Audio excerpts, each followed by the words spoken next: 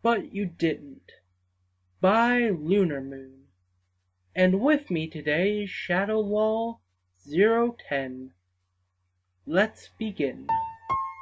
Do you remember the day I borrowed your limited edition Daring Do book?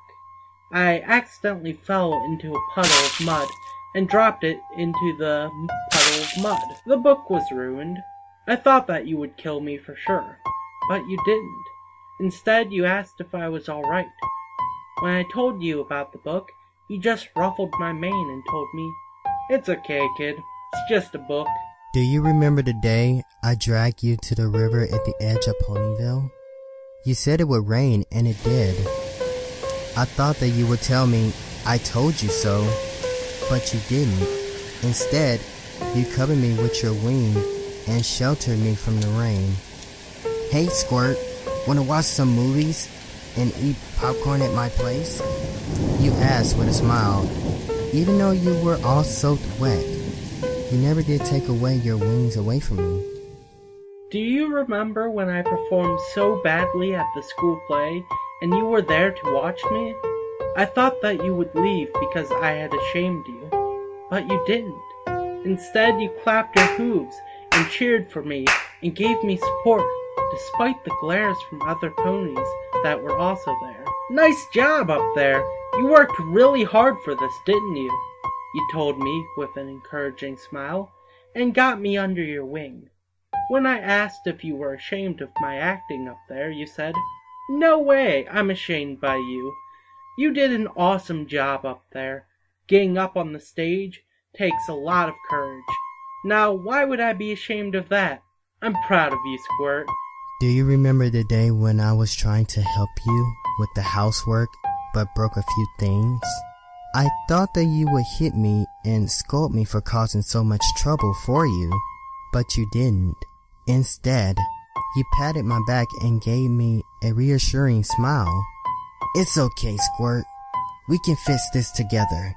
After this, let's get some ice cream. Sound good to you?" Then you helped me to clean up the mess I made. You didn't even ask for payment for the loss I have caused. Do you remember the day when I was sick? I had a high fever and had to stay at the hospital for 3 days. I really hate to stay at the hospital because of the boredom and the sickly feeling. Trust me, even with the antibacterial spray and all, I still don't feel safe. I thought you wouldn't come to visit me because you're really busy controlling the weather and all, but you didn't. Instead, as busy as you were, you still came to visit me anyway. You said that you knew how much I hate being bored, so you brought me books and read them to me. Most of them are Daring Do books though, but I don't mind. Sometimes, when you're not so busy, you would bring Apple Bloom and Sweetie Belle with you too. I still remember the one day you wore a Daring Do costume and acted out the story for me. I loved every second of it. Do you remember the day I finally knew how to fly? It was the most amazing moment I ever had in my life. Feeling the wind brush through my hair, making it all messy, feeling the speed flowing through my veins. But then I suddenly lost control of myself. I crashed into a tree and was badly hurt. The impact caused my head to bleed.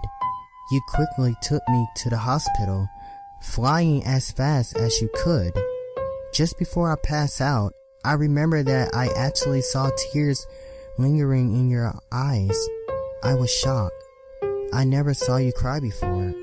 In my memory, you were the toughest, coolest pony I ever met before, but here you are crying before my eyes. "Hang on, Squirt, we almost there," you said. When I woke up, I was at the hospital.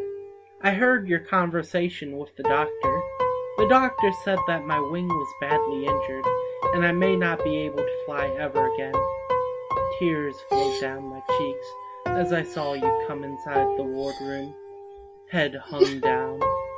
I won't be able to fly again," I choked out these words while crying.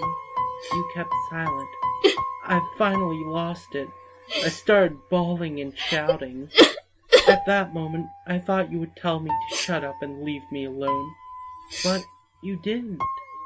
Instead, you hugged me tightly and started crying with me too. It's alright. There's always hope if you trust in yourself, you said. Then you hugged me. I cried even harder. This was the first time I felt love. Love from a family. Love from a sister. We hugged each other tightly as our tears drenched our coats. Yeah, there were a lot of things that you didn't do, but you put up with me, loved me, protected me. There were lots and lots of things I wanted to make up to you. When you opened your eyes again, I waited and waited. I waited from night till morning, from morning to night. I repeated the same thing every day.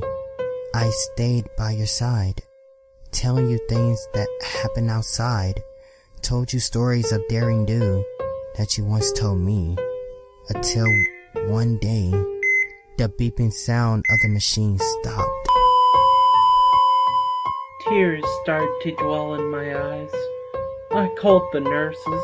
They tried to rescue you, but after multiple unsuccessful tries, they gave up. I waited and waited for the machine to start beeping again. I waited and waited for you to open up your eyes again. I waited and waited for you to tell me, "Hey Squirt, what's up?" But you didn't. Instead, you kept your eyes closed, and your mouth formed into a faint smile. I cried. I stayed with you all night by your side. The next day, when I woke up, I looked at the machine, hopefully for it to start beeping again, but it didn't. I hugged at you for the very last time and left. I couldn't bear to look at your lifeless body anymore. Outside, I saw a rainbow. I cried again, but this time, not of sorrow. When your heartbeat stopped, I thought you would have left me, but it seems you didn't. Author's note. Thank you, my awesome cool reader, for reading this story. It means a lot to me.